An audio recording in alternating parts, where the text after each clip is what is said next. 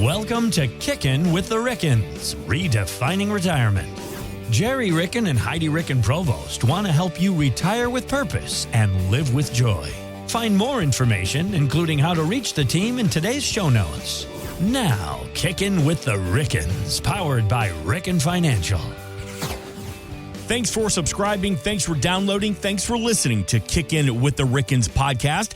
We are here with retirement planner Heidi Ricken Provost and licensed insurance professional Gerry Ricken. My name is Mark Owens. We invite you to get more at rickenfinancial.com. You can get all the information here in the show notes. Thanks again for subscribing. Now, let's get to the show. All right, Heidi Ricken Provost, Gerry Ricken, we'll jump right into it because we were talking off the air about there's a misconception that a lot of adults still think could be a great opportunity for them to and through retirement. But you're like, whoa, not so fast. And that's the 4% rule. All right, educate me. Well, you know, the 4% rule has been around for a long time. Some prognosticators and analysts said years and years ago that if you just simply took 4% of your portfolio out every year, you'd be fine in retirement. Well, that worked for a while. That's that what you should plan for, basically. That's how you plan. Certain dollar amounts, that 4% is what you can live on in retirement. So, and that's what brought you to what's your number? Have you saved enough? Because everything was built on 4%. Well, we don't believe that assets are the most important thing in retirement. We believe income is the most important thing in retirement. And if I've said it once, I've said it 1,000 times. As long as you have blood pressure, we want you to have income, because income is the driving force in retirement. And it is the outcome that matters most in retirement, as Mark Owens, our co-host, always says. Trademark. And we truly do believe that, because if not for income, how are you going to pay for things? You need income. So the 4% rule was designed so that 4% of your portfolio would be the amount of income you would need in retirement. Well, that went on for a while, and then all of a sudden, and that's considered blanket advice, folks. That is truly blanket advice. And blanket advice, we don't believe in blanket advice. We've never used blanket advice because we believe every person out there is individual, has an individual situation which is different than everyone else's. Just like your fingerprints is different than everyone else's fingerprint. Your financial situation, your life, your retirement dreams, hopes, and what you want to do is different than your neighbor, is different than your brother-in-law, is different than your sister, is different than everyone else in the world. So why would you do the same thing that everyone else does? But having said that, the 4% rule went on for years and years and years. Then all of a sudden, we had the tech bubble burst. We had the credit crisis in America. So we had the early 2000s where we lost 10 years of growth in the financial markets. Well, guess what? All of a sudden, they said, oh, maybe the 4% rule is now 2.6%, which is still blanket advice, because you can maybe take 2.6% of your portfolio out each year and never run out of money. We don't know what that number really is, because we can't predict the future. If we could predict the future, retirement planning would be so simple, we could all do it on the back of a napkin. Right. Okay. But we don't do it on the back of a napkin. It is not that simple. We make it simple because it's very complex, and we live in this world every day. But the point of it is, you cannot really focus on blanket advice. And not just because it's the summertime, we don't use blankets. We don't use blankets for our advice any time of the year, because it just does not make sense. It all makes sense on what you want your life to be in retirement. How do you live with joy? How do you relieve some of the stressors out there? How do you focus on things like, how can I reduce my taxes in retirement? Will my money last? Will my money last means, how much income do I need? And is the income there? And are the sources of that income solid?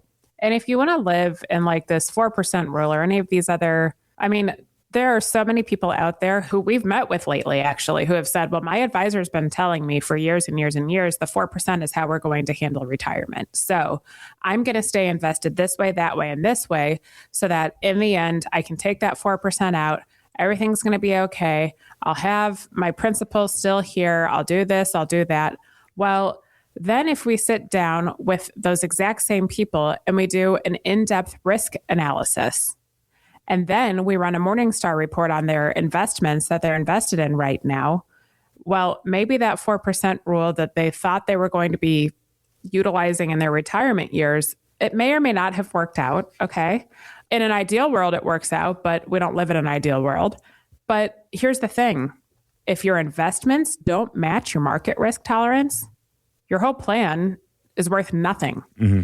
And every single person we have come across who talks about this and who comes to us with former advisors who have never actually sat down and looked at their risk tolerance, at their income needs, at what they want to do in retirement, how they want to cover their long-term care in the event that they need it, what position they're in their home. Are they in their forever home? Do they need to do work on it? All these questions that we're asking. And the big one, the taxation.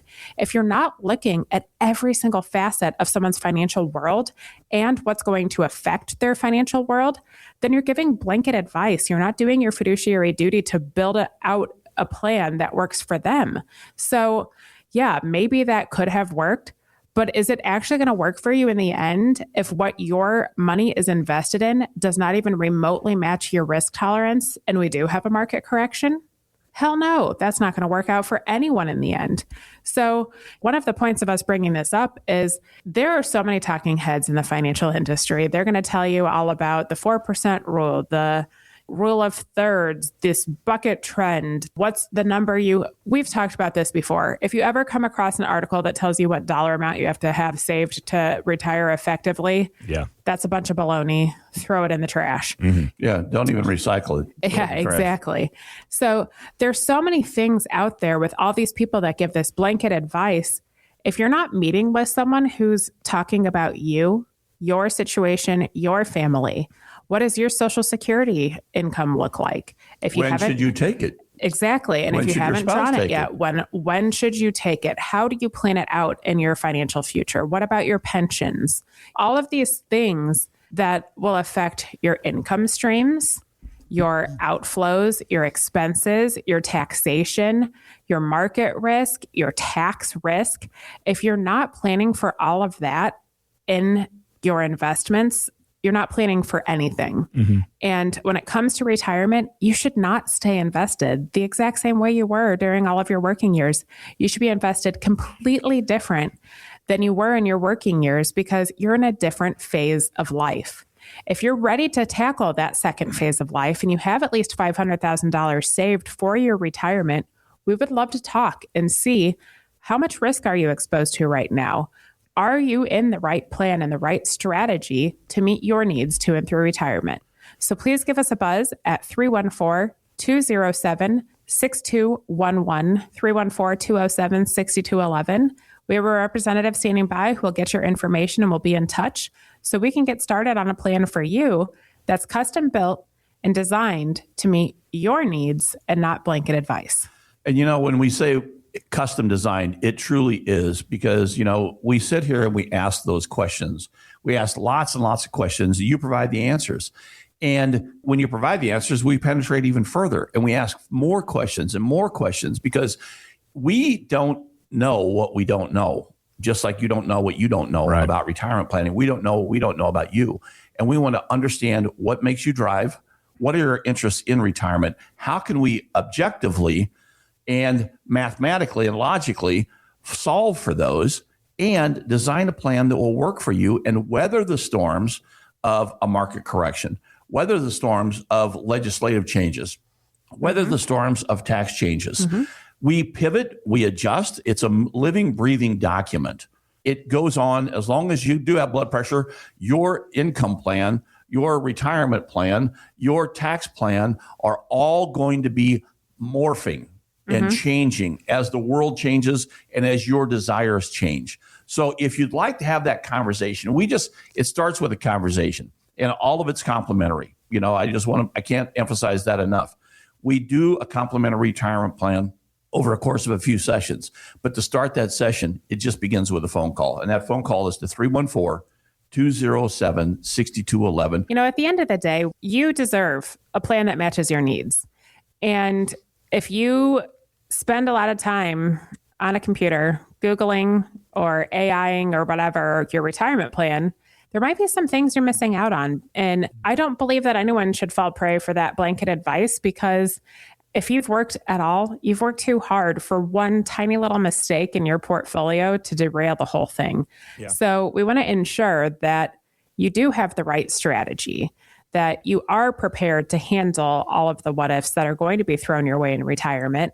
And it really does come down to ensuring that it meets your specific needs, because you might be sitting in a room right now with a bunch of people who have worked at the same job and had similar levels of income and savings, but every single one of you has a different tax situation. You might be invested in different things. You have different risk tolerances. You spend different amounts of money. So even if you're in this ideal world where everyone might look the same, every single person we meet with has a different answer for how they're going to plan for retirement, because it's based upon their needs, their wants, their desires, and their tolerance for risk when it comes to your market risk and your tax risk. You mentioned it a couple of minutes ago about the rule of thirds, one of those retirement formulas, if you will. So Heidi Ricken, Provost, Gerry Ricken, let's put it under the microscope. What is it? And give me the pros and cons. Well, the rule of thirds is one of those rules that the talking heads make up out there. It's just like the 4% rule. They said the rule of thirds, here's what you should do to effectively plan for your retirement. You should divide your savings evenly into 3 buckets. All right. Guaranteed income, like Social Security, pensions, annuities, fixed investments, to provide income, and equities. Well, that is truly blanket advice. And what does that really mean? Well, if you take the guaranteed income piece out, your Social Security and pensions, then you have a third in fixed income investments and equities. What you're saying is that you have a portfolio in the market of 50% equities and 50% income investments. Does that meet your risk tolerance? I would say no, it doesn't. Probably not. Yeah. I can't imagine that would meet your risk tolerance as a retiree or potential retiree, because when you think about risk, you truly need to think about things differently when you're approaching retirement or in retirement. And when people talk about risk tolerance, they always think, am I a 70-30? Am I an 80-20? Am I a 90-10? Am I a 60-40? And they're all talking about what's happening in the financial market. They're not talking about what's happening in your overall portfolio. Mm-hmm. They're talking about what you have invested in the market. And that's the mix between stocks and bonds. Folks, those are both in the market. They can both lose principal. Let me say that again. They can both lose principal. So when we talk about retirement planning, risk tolerance needs to take on a different definition. And here's the thing. I mentioned this earlier. You don't want to stay invested the same way in retirement as you did in your working years, because you're in a different phase of life. Risk-wise, when it comes to your market risk, you're in a different phase of life too. It's not just how much do we want in stocks versus bonds. It becomes, okay, when I look at my entire portfolio, do I want some of my portfolio protected from principal loss, from downturns in the market? If I'm going to have something at risk in the market, what's the floor that I don't want to lose beyond? What's a reasonable rate of return I should be looking for? There are so many different questions we need to ask in retirement that expand the risks beyond just stocks and bonds. The one thing I have to say that the rule of thirds gets right, the only thing that I think it gets right, is it's teaching people that it's more than just fixed income investments and equities. It also involves pensions and Social Security, and there is always probably going to be a place for annuities in your portfolio. There are so many different investments that your world opens up to in retirement that probably won't really serve you very effectively unless you're on the threshold of retirement. But if you're 30 and you're going to retire at 65, you're not going to be invested the same way as the 55-year-old who's going to retire at 60 or 65. So, that's the one thing I think it gets right. But at the end of the day, your risk is going to go beyond just, okay, do I want one portfolio that's in a target fund that, does this, and we're going to have 80% in equities, 20% in fixed income, this, that, and the other. Each individual account that you have, you need to analyze the risk associated with it as well. And they all probably should be invested in different ways. But here's the other thing. It's twofold in retirement. You have 2 big risks you need to plan for, and you need to find your tolerance for. And number 1 is that market risk that we've been talking about. But number 2 is your tax risk. You need to ensure those two work together. How much tax exposure do you want in your retirement funds? Is there a way that you can bring more money home in your pocket and less paid to the IRS through making sure that your market and tax risk go hand in hand? So we'd love to dive in with that. Just give us a buzz at 314-207-6211. Our representative will grab some information from you so that we can make some time on our calendar together and start talking about what risk you're comfortable taking and if what you're doing right now matches that. Heidi, you mentioned portfolio. When people think about portfolio, they think about their 401k, they think about their IRA. That is their definition. Most people that come in here, that's their definition of their portfolio. Folks, your portfolio includes your savings accounts, your high yield savings, your CDs, your maybe treasury bonds, your I bonds, everything out there, your real estate holdings. That's your brokerage account. Your brokerage account. That when we talk about portfolio, it's your global investments. When I say global, I don't mean international. I mean globally thinking. We want your holistic portfolio. It's not just what you have invested in the market, because that's what a lot of people think about because they've been indoctrinated that your portfolio is, that's what I'm invested in the market. No, your portfolio is everything that you are invested in, and what are you invested in, and what can you be invested in. If you are invested in a 401k, you're very limited to what your investments are because the 401k company restricts you and says, these are the mutual funds that you can select from for your retirement fund, because that's the way they control it. Well, when you move out of that 401k, the world opens up to you on all kinds of different investments. And Heidi mentioned it best. What investments should you have in there based on your risk tolerance of not wanting to lose principal? Now, that is a key element that you can't get in a 401k unless you move into the money market account. And the money market account, then what are your earnings on that money market account? Can you earn more by not losing principal outside of a money market account? And the answer to that is yes. So here's the thing. Everything changes in retirement.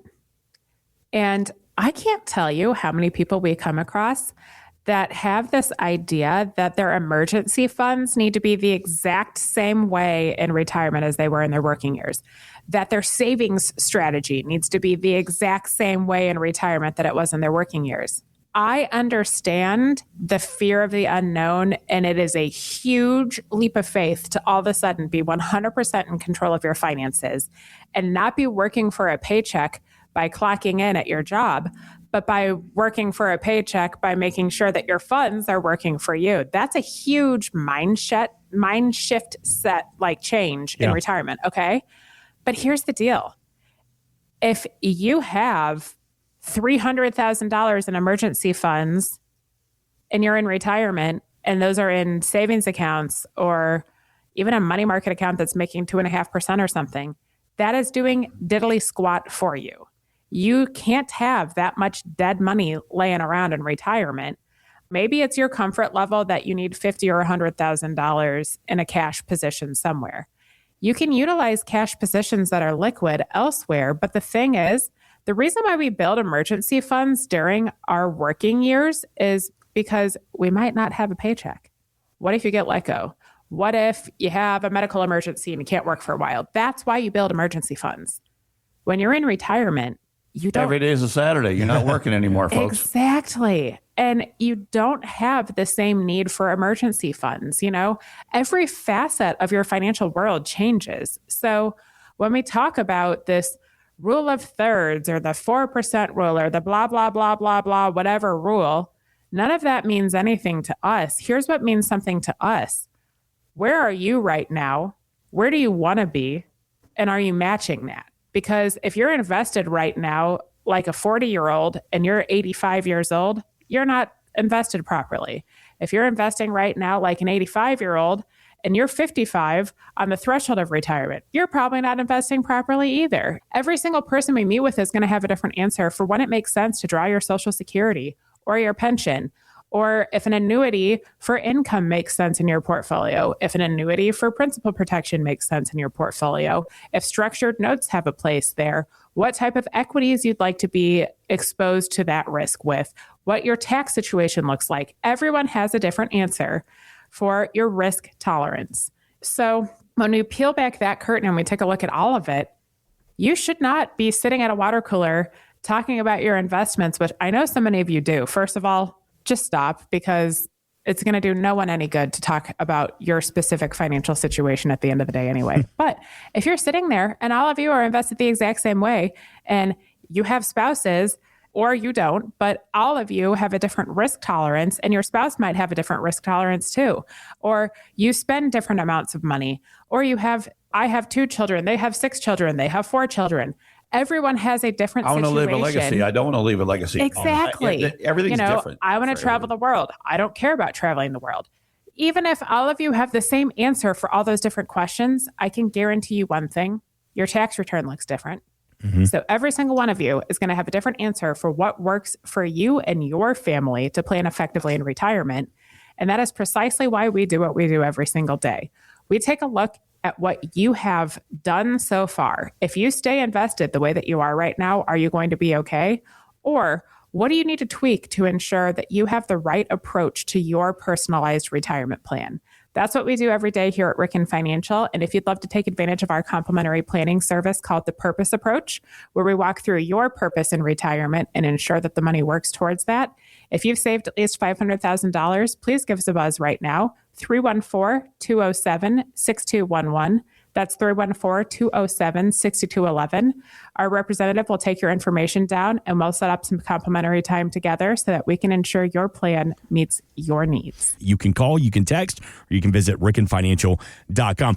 Round of applause to Heidi, Ricken, Provost. Big round of applause. She probably took on one of the biggest challenges of her life, and we've been talking about it for the past couple of months here, 29029. And I want to get your take. Where's your head? More importantly, how are you feeling? Tell me about 29029. So a couple weeks ago, I took on a challenge called 29029 Everesting, headed over to Mont Tremblant, Canada. And in the course of 36 hours, the other 300 plus hikers and me had 36 hours to attempt to hike the vertical equivalent of Mount Everest. So if you completed all 15 laps of this mountain and then you gondola down after each ascent, it would be about 25 and a half miles of hiking uphill and over 29,029 feet of vertical elevation gain. So yeah, I've been planning for this for a very long time. It was very tough.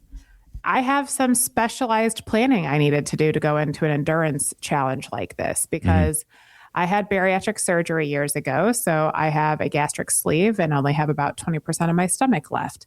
So that my nutrition is a little different from a lot of people because they can carb load and they can do all these things that I can't really carb load because if I eat too much, it's coming out of me. Yeah.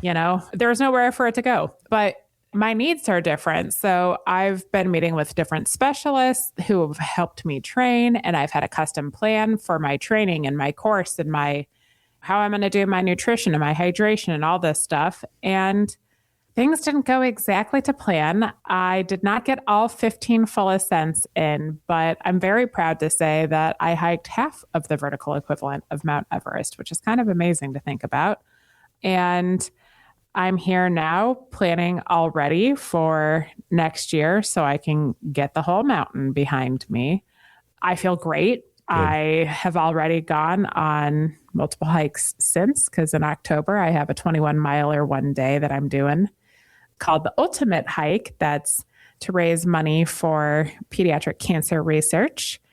And that's very near and dear to me as well. But this is the biggest challenge I've ever taken on in my life. Yeah. Physically, maybe mentally too, because when you're depleted and you get pulled off in a medic tent and your blood sugar is around 50 to 55 and you're not doing so hot, it takes. And you may have blacked out.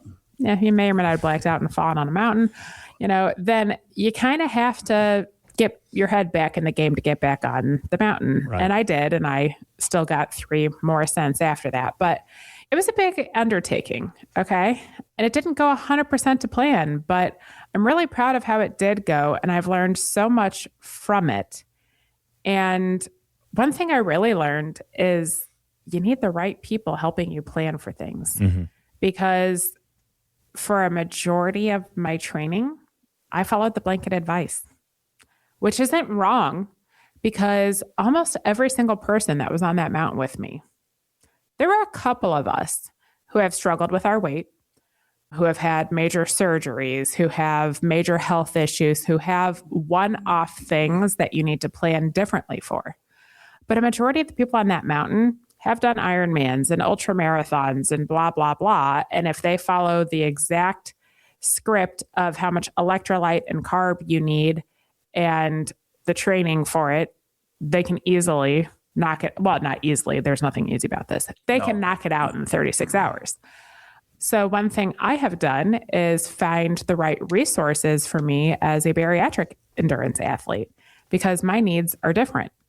And I'm bringing this up because I feel like every person we meet with has different needs. But for some reason, a lot of them follow blanket advice all the time. And I was having a conversation actually the week after the race. This one guy was joking with me and he's like, well, thank God he didn't die. I'm like, okay, listen, it's a ski slope that you're hiking up instead of skiing down. There was no ravine to fall in or anything like that. I blacked out and I fell forward like a couple inches because I was at such a high incline at that point in time. And so I'm like, I'm never going to be actually climbing Kilimanjaro or Denali or Kosciuszko or Aconcagua or whatever, the 7 summits, you know. Or Everest. Exactly. There are 7 summits that you make it to that's on the back of your bib at 29029. I'm not going to hike those actual mountains. I'll do the bougie version where I go to this nice little mountain and you hike up and you gondola down and you have 3 aid stations along the way and all these people cheering you on. And I will do that all day long. And all the Pop-Tarts you can handle. Actual mountains. Yeah. Bougie, but difficult. Yeah. But the thing is, you expose yourself to different risks in different ways, much like you do when you're invested too. If you have money for retirement and you're exposed in different ways to risk, then you should be in your retirement years. Is your plan going to work as effectively? Absolutely not. If you're following that blanket advice of the 4% rule, the rule of thirds, the put it in a target fund, set it and forget it, all these other things that people talk about that, you know, the first phase of your life is built on. So when you're scrimping and saving and doing everything during your working years, if you're invested the same way as everyone else and you're following the same plan as everyone else in someone's practice, you're doing yourself a disservice and you're probably not going to make it all the way up the mountain. You might make it up, you might not make it back down. So at the end of the day, what you need is a specialist who looks at your specific needs. If I had a specialist who said, okay, Heidi has to wait 30 minutes until she can consume any liquid at all after she eats, they could have taught me how to find the right carb and electrolyte drink that I could be consuming at the same point in time and meet my needs in a different way so that I didn't have a medical event on this mountain. I liken that to you in your retirement.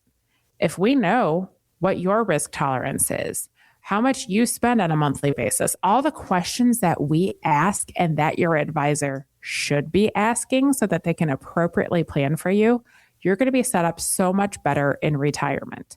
It starts with a conversation, 314-207-6211. But let's talk about what that conversation leads into. Because when you give us a call at 314-207-6211, our representative is going to get your information down. They're going to ask you some questions. They're just a representative of our firm. They don't actually work with us, so they won't be able to answer any of your direct questions, but they're going to get you in contact with us so that we can call you and we can set up some time together. We go through a complimentary couple sessions where we're going to ask you a whole lot of questions so we can build out a plan that's structured for you. So what questions should your advisor be asking, Gerry? You know, they should be asking a lot of questions. How comfortable are you losing money, losing principal? You know, that's one question. And how much of that portfolio would you be willing to be exposed to that? Well, and before they even get there, what are you going to do in retirement? That's question number 1. Number 2, what do you have saved? Where is it saved? How is it saved? What tax bucket is it saved in? Number 2, what about your income streams? Have you already drawn Social Security? If you haven't, what's your plan for that? Do you have a Social Security timing report so we can see what that looks like? What about a pension? How do you have your pension structured? Are you already withdrawing it? Do you have plans for it in the future? What are your expenses? Are you in your forever home? What about health insurance? Are you retiring before age 65? What's your health insurance plan look like? If you're retiring at age 65, what does your long-term care planning look like? What does your legacy and estate planning look like? What do you want to leave behind, if anything? How do you want to have that structured? Do you want to leave your money to the IRS or do you want to leave it to your family? All those questions we come up with, and we want the answers to those. And we're going to ask you a lot more than that. Exactly, because we believe that the advisor that you're meeting with needs to ask all of these questions and understand exactly where you are right now financially, where you want to be, and what's going to affect you financially for the rest of your life so that you can effectively have a plan that works for you and your family. And I've had conversations recently where someone had told me, listen, I've worked with 6 different advisors over the course of the last 40 years, and I've met whatever advisor I had at that time every 6 months. In the course of 3 sessions, you know more about me and have asked more questions about my finances than any of those meetings combined. And I know more about your plan than I've ever known from any of those meetings. That's how it should be. That's the bare minimum of what you deserve. You should know exactly why the plan is structured the way that it is, how you're invested, what it's doing for you, and how it's going to meet your needs. And even if you don't understand every single facet of it, because I don't believe that you should sit here and have to crunch the numbers with us, especially when it comes to taxes. Most people don't want to sit down and understand that one. At bare minimum, you should know how it's going to help you successfully retire with joy and do the things you want to do in retirement if you don't have to worry about the financial strategy. And it all starts with a conversation. If you've saved at least $500,000 for retirement, give us a buzz at 314-207-6211 and let's get started. Again, that number, 314-207-6211. Thanks for kicking with the Rickens this weekend. And the reality is, Heidi Ricken Provost, Gerry Ricken, you don't know what you don't know about your financial future, about your portfolio. And that's the importance of the purpose approach, to educate us about what we don't know. Of course. And what is the purpose approach? Well, that's the name of our custom complementary retirement plans that we walk through with everyone that comes in our office. Someone asked me the other day, hey, I just really want some long-term care coverage. Can you just do that? The answer is no. Hey, I just want some tax advice. Can you just give me that? Nope. The answer is no. I just want a life insurance policy. Can you just do that? No. Can you just manage my one small 401k and let everything else be in my management? At the end of the day, we would do you and us a huge disservice if we did anything in a vacuum like that, because that's not providing any benefit to you. No, that's just transactional work. And here's what we believe an advisor should be doing effectively for you for your retirement. It's the entire purpose approach. It's not just one tiny little thing. It's what is your plan for what you want to do with your time in retirement? Because if the money is not working towards what you want to do with your time in your life, was any of it worth it? Probably not. So, we think that's one of the most important questions you can answer before it comes to retirement is, what do you want to do with your time? How do you want to spend your time? Do you want to go on more vacations? Do you want to take the family with you? Are you in the right house? Do you want to downsize or right size or get a second home somewhere? Or spend a month in Florida every year? Or play pickleball with your friends? Take the grandkids to the zoo? Get a Missouri Botanical Garden membership? There are so many different things. We want actually to go up in the arch for the first time in your life if you haven't done that in St. Louis. A lot of people haven't. That's amazing. I was going to say, wait, have you not? Oh, I've done that several times. Oh, I was going to say, good Lord. Spent some time at Grant's Farm with the family. Yeah. Yeah. I mean, there's so much world out there. And when people say, oh, I just want to travel. Okay, well, do you want to internationally travel, domestically travel? Like, what does that look like for you? Because it's different for every single person. So we think that's one of that is the starting point and the cornerstone for your retirement is how do you want to spend your time? Then we really need to dive in to every single facet of the finances, starting with your income. What is your plan for Social Security? Do you have a plan for Social Security? Do you need help figuring out the structure of how you could optimize the benefits that you get out of that system for you and your family. We want to make sure that you understand how Social Security works, because that's the key in making an informed decision. Is how does the system work? How does it work for me as an individual? Or if I'm married, how does it work as a family? How does it work for me and my spouse? And here's the other thing. Social Security has a lot of tiny little caveat and one-offs. So if your advisor doesn't know that you're the legal guardian of a 12-year-old when you're 66 years old or 67 or 68 or 69, do they know that you're leaving money on the table for that kid? There are so many different strategies and things you can implement in the Social Security system if you understand it effectively. And so we want to know, sometimes people come in and they're like, wow, this is like going to the doctor on steroids. You ask so many questions.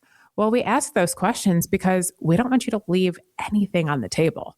So beyond Social Security, when we look at income, what about your pension plan? Is your pension plan financially solvent, number one?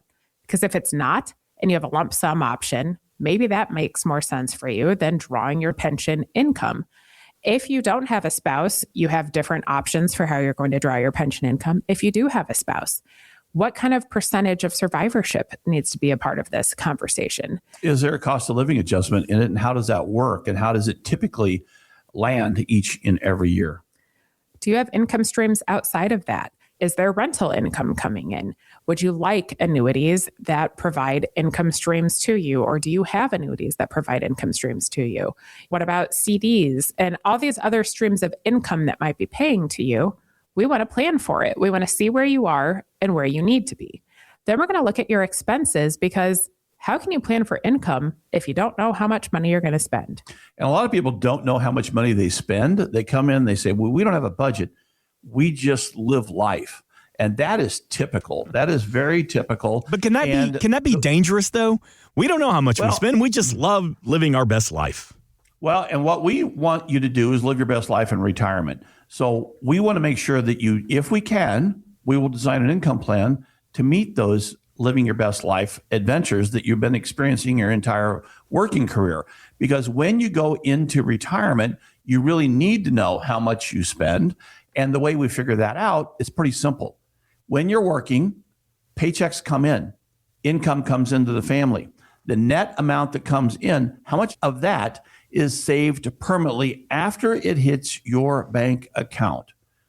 The difference is how much you spend. Mm-hmm. So we design an income plan. And to answer your question, Mark, the only time that actually is a concern is if you're deficit spending. Yes. So some people might say, like, I don't have any idea what I spend. I just spend. Okay, well, if you're sticking yourself in credit card debt or you're adding money to the home equity line, that's an issue. But if you have the income coming in to cover your expenses, then no, we don't want you to sit here and nickel and dime how much money you have and how much money you spend. It's pretty damn simplistic. What's your take home pay? And of that, what gets spent?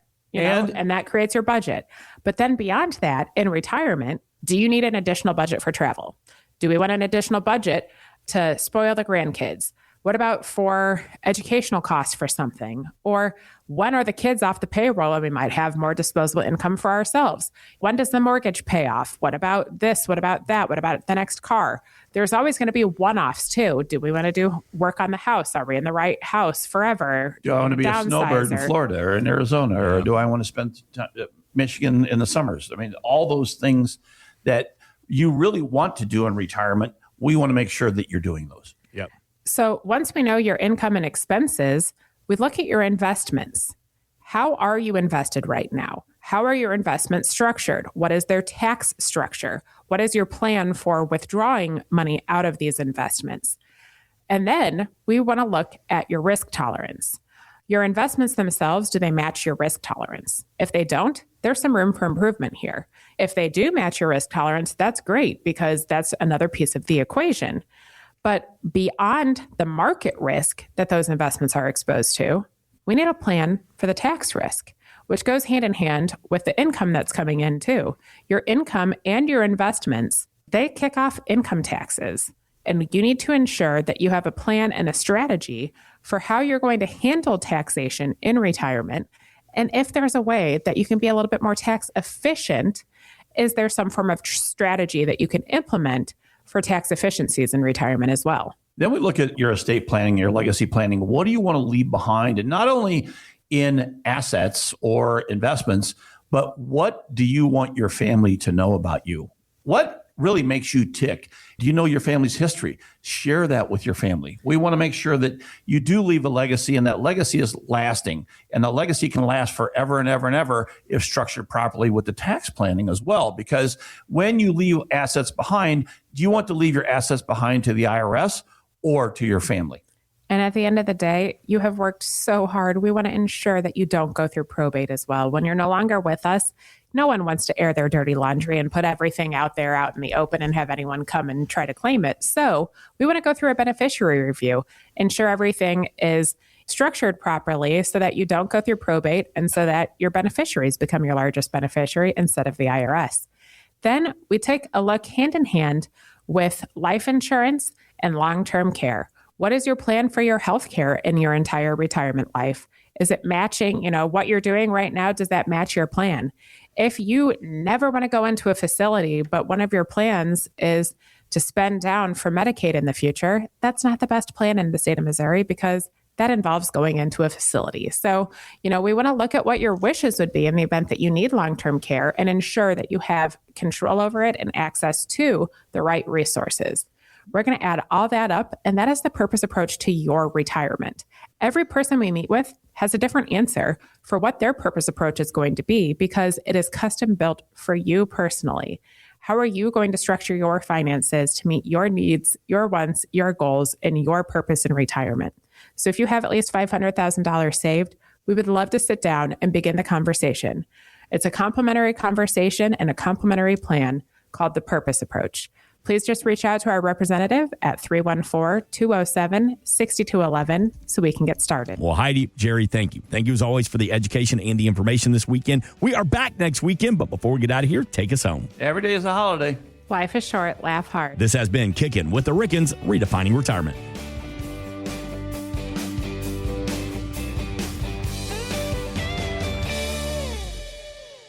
Insurance products are offered through the insurance business Ricken Financial LLC. Ricken Financial LLC is also an investment advisory practice that offers products and services through Impact Partnership Wealth LLC, a registered investment advisor. IPW does not offer insurance products. The insurance products offered by Ricken Financial LLC are not subject to investment advisor requirements. Investing involves risk, including the potential loss of principal. Any references to protection, safety, or lifetime income generally refer to fixed insurance products, never securities or investments. Insurance guarantees are backed by the financial strength and claims paying abilities of the issuing carrier. This podcast is intended for informational purposes only. It is not intended to be used as the sole basis for financial decisions, nor should it be construed as advice designed to meet the particular needs of an individual situation. Ricken Financial LLC is not permitted to offer, and no statement made during the show shall constitute tax or legal advice. Our firm is not affiliated with or endorsed by the U.S. government or any governmental agency. The information and opinions contained herein provided by third parties have been obtained from sources believed to be reliable, but accuracy and completeness cannot be guaranteed by Ricken Financial LLC. Please remember that converting an employer plan account to a Roth IRA is a taxable event. Increased taxable income from the Roth IRA conversion may have several consequences. Be sure to consult with a qualified tax advisor before making any decisions regarding your IRA. Tax preparation and tax advisory services are offered through Ricken Financial. These services are not offered by IPW and are not subject to investment advisor requirements. These services referenced are an outside business activity not offered through or supervised by IPW.